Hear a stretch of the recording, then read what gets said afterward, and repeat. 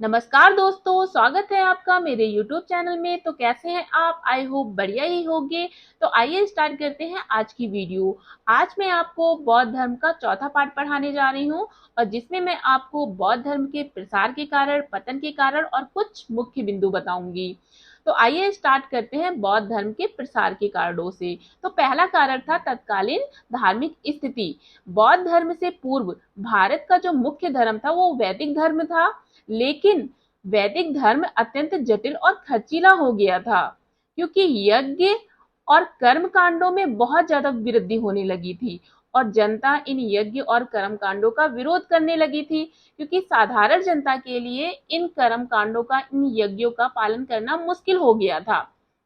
तो ऐसी कंडीशन में क्या हुआ, जनता वैदिक धर्म से थोड़ा दूर होने लगी थी। लेकिन इसी समय एक नए धर्म का उदय हुआ, बौद्ध धर्म का, और इसमें यज्ञ और कर्म कांड की आवश्यकता नहीं थी। इसीलिए लोग बौद्ध धर्म की ओर ज्यादा आकर्षित होते चले गए और बौद्ध धर्म का तेजी से प्रचार प्रसार होने लगा। दूसरा कारण है बौद्ध धर्म के सरल सिद्धांत। तो बौद्ध धर्म अहिंसा और सदाचार को प्रमुखता देता था और इसके सिद्धांत बहुत ही सरल थे जिसको व्यक्ति आसानी से समझ सकता था। बौद्ध धर्म मनुष्य को उसके कर्तव्यों के प्रति सचेत करता था, इसीलिए बौद्ध धर्म का तेजी से विस्तार हुआ। ठीक है, क्योंकि इसके जो सिद्धांत थे, इसके जो उपाय थे वो क्या थे, बहुत ही इजी थे, सरल थे और लोग उसे आसानी से समझ ले रहे थे। इसीलिए बौद्ध धर्म का तेजी से विस्तार हुआ। ठीक है, तो दूसरा जो प्रचार प्रसार का कारण था वो था बौद्ध धर्म के सरल सिद्धांत। तीसरा जो कारण है वो है महात्मा बुद्ध का व्यक्तित्व, जो सबसे इंपॉर्टेंट होता है। ठीक है, तो महात्मा बुद्ध ने अपने चरित्र और आकर्षक व्यक्तित्व से जनता के हृदय को जीत लिया था। उनके उपदेश, साधना और सरलता से सभी व्यक्ति प्रभावित थे। उनके उपदेशों से पुरोहित, राजा और साधारण जनता जितनी भी थी वो सभी संतुष्ट थे। तो महात्मा बुद्ध ने अपने चरित्र और आकर्षक व्यक्तित्व से भी क्या कर लिया था, जनता को प्रभावित कर लिया था। इसी कारण ज्यादा से ज्यादा लोग बौद्ध धर्म में जुड़ रहे थे और बौद्ध धर्म का तेजी से विस्तार हो रहा था। इसके अलावा और भी कारण थे बौद्ध धर्म के प्रचार प्रसार के, जैसे कि राज प्रश्रय हो गया, क्योंकि बौद्ध धर्म को राजकीय संरक्षण प्राप्त था। महात्मा बुद्ध के जीवन काल में ही मगध, कौशल, अवंती, कौशाम्बी के शासक उनके अनुयायी हो गए थे। तो राजकीय संरक्षण भी प्राप्त था बौद्ध धर्म को, इसीलिए बौद्ध धर्म का भी तेजी से विस्तार हुआ। और एक कारण समानता की भावना भी थी, क्योंकि बौद्ध धर्म में गौतम बुद्ध ने क्या कहा था कि समानता होनी चाहिए, ऊंच नीच, स्त्री पुरुष इस तरीके की भावना नहीं होनी चाहिए। तो बौद्ध धर्म में यही था, इसलिए लोग ज्यादा से ज्यादा जुड़े। यहाँ पे जो निम्न जाति के लोग थे या फिर स्त्री थी, सभी इस धर्म से जुड़े और बौद्ध धर्म का तेजी से प्रचार प्रसार हुआ। एक अन्य कारण भी है मठों की स्थापना व प्रचार कार्य। गौतम बुद्ध ने मठों की स्थापना की थी, जहाँ पे बौद्ध धर्म के भिक्षुक अनुयायी रहा करते थे और वो यहाँ पे रहकर बौद्ध धर्म का प्रचार प्रसार किया करते थे, जिस कारण बौद्ध धर्म का तेजी से विस्तार हुआ था। तो ये कुछ कारण थे बौद्ध धर्म के प्रचार प्रसार के, जिसके कारण बौद्ध धर्म का बहुत तेजी से प्रचार प्रसार हुआ। इसके बाद हम बौद्ध धर्म के पतन के कारण देख लेते हैं। इतना प्रचार प्रसार होने के कारण भी बौद्ध धर्म का पतन हुआ। तो आखिर ऐसे कौन से कारण थे जिसके कारण बौद्ध धर्म का पतन हुआ?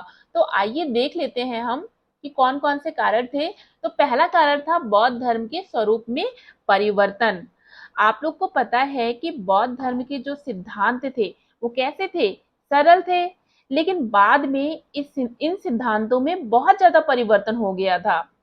जिन कुरीतियों और प्रथाओं का महात्मा बुद्ध ने विरोध किया था, जैसे कि बौद्ध धर्म में मूर्ति पूजा का विरोध होता था, लेकिन यहाँ पे क्या हुआ,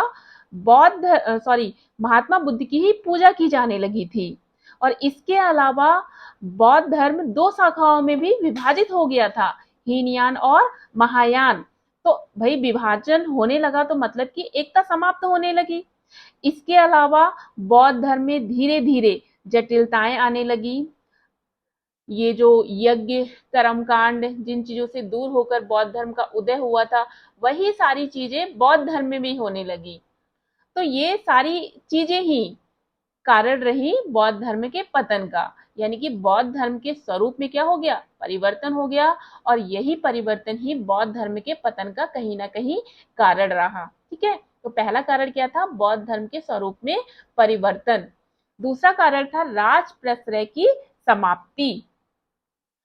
क्योंकि जो मौर्य वंश के राजा थे, जैसे अशोक हो गया, ठीक है, और कुषाण शासक कनिष्क हो गया, ये सभी बौद्ध धर्म को राजकीय संरक्षण दिया करते थे। बौद्ध धर्म को ये लोग राजधर्म घोषित किया करते थे। लेकिन बाद के जो राजवंश आए, कुषाण वगैरह, इन्होंने क्या किया, बौद्ध धर्म को संरक्षण नहीं दिया, बल्कि उन्होंने अन्य धर्मों का पालन किया, अन्य धर्मों को संरक्षण दिया। तो जो बौद्ध धर्म था वो धीरे धीरे विलुप्त होने लगा। ठीक है, तो एक कारण क्या था पतन का, राज प्रश्रय की समाप्ति। तीसरा कारण था राजपूतों का उदय, क्योंकि धीरे धीरे क्या होने लगा था, राजपूतों का उदय होने लगा था, और ये राजपूत युद्धों में अपनी वीरता प्रदर्शन और सिर्फ साम्राज्य विस्तार को ही अपना कर्तव्य समझते थे। उन्होंने बौद्ध धर्म के अहिंसावादी सिद्धांतों में कोई रुचि नहीं दिखाई। वे सिर्फ अश्वमेध यज्ञ में विश्वास करते थे। वे अपने साम्राज्य विस्तार के लिए, अपनी शक्ति प्रदर्शित करने के लिए क्या करते थे, यज्ञ वगैरह करते थे। तो इनको बौद्ध धर्म में कोई भी इंटरेस्ट नहीं था। इसीलिए भी बौद्ध धर्म का धीरे धीरे पतन होने लगा। ठीक है, तो एक कारण क्या था पतन का, राजपूतों का उदय। चौथा कारण था बौद्ध धर्म का संप्रदायों में विभाजित होना, क्योंकि बौद्ध धर्म आगे चलकर 8 संप्रदायों में विभक्त हो गया, और इन 8 संप्रदायों के जो विचार थे उनमें क्या था, मतभेद था, मिल नहीं रहे थे एक दूसरे से, जिस कारण इनमें आपस में ही संघर्ष होते रहा, और धीरे धीरे बौद्ध धर्म का पतन होना शुरू हो गया। पांचवा कारण था बौद्ध धर्म का तांत्रिक होना। अब बौद्ध धर्म का धीरे धीरे विभाजन होने लगा, हीनयान, महायान, और इसके अलावा बौद्ध धर्म की बहुत सारी शाखाएं भी बनी। जैसे एक वज्रयान शाखा का भी जन्म हुआ, और इस वज्रयान शाखा से ही बौद्ध धर्म का पतन शुरू हो गया था, क्योंकि वज्रयान शाखा में अनेक कर्मकांड, जादू टोना, ये सब कार्य होते थे। मदिरापान, भोग विलास, जितनी भी कुरीतियां थी सभी इसमें व्याप्त थी। तो ऐसी स्थिति में क्या हुआ, बौद्ध धर्म का पतन होना शुरू हो गया था, क्योंकि जिस चीज से दूर हटकर लोग बौद्ध धर्म से जुड़े थे, अब वही चीजें सारी बौद्ध धर्म में ही होने लगी, तो क्या होगा, लोग यहाँ से भी हटेंगे।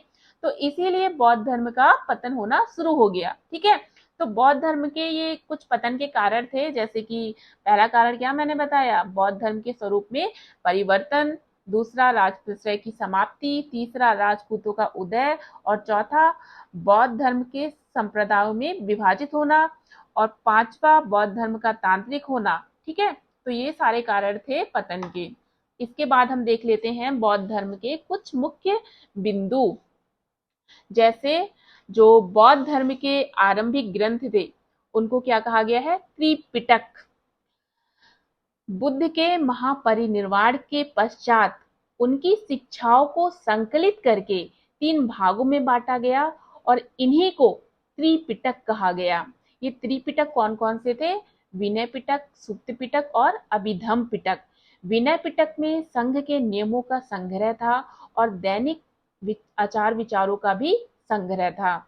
सुत्त पिटक में महात्मा बुद्ध के उपदेशों का संग्रह था, और अभिधम्म पिटक में बौद्ध धर्म के दार्शनिक सिद्धांतों का संग्रह था। ठीक है, तो त्रिपिटक क्या था, बुद्ध के महापरिनिर्वाण के पश्चात जो उनकी शिक्षाएं थी उनको संकलित करके 3 भागों में बांट दिया गया था, उसे ही त्रिपिटक कहा गया था। दूसरा मुख्य बिंदु देखो, जातक। तो बुद्ध के जो पूर्व जन्म की कथाएं थी संकलित, उसे ही जातक कहा गया, और ये पाली भाषा में थी। ठीक है, और बौद्ध शिक्षा के 3 प्रमुख केंद्र थे, नालंदा, वल्लभी और विक्रमशिला।